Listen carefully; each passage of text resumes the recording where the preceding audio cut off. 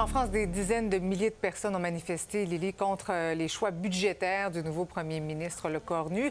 Les syndicats dénoncent les politiques qu'elles associent à l'austérité. C'est une mobilisation majeure et ça, c'est dans tout le pays.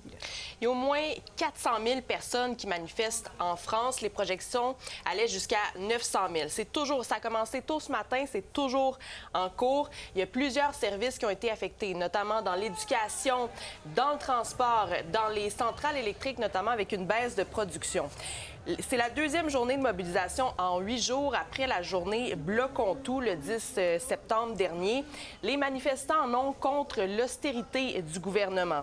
Le nouveau premier ministre Sébastien Lecornu, qui est arrivé en poste il y a à peine 10 jours, doit couper dans les services publics pour rétablir le budget.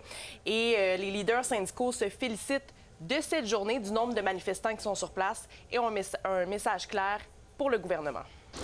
En bref, aujourd'hui, les salariés se lèvent pour dire que cette nuit sans fin du macronisme, on n'en peut plus. C'est plus possible qu'en permanence, on nous fasse les poches pour éponger les frasques des multinationales et des ultra-riches.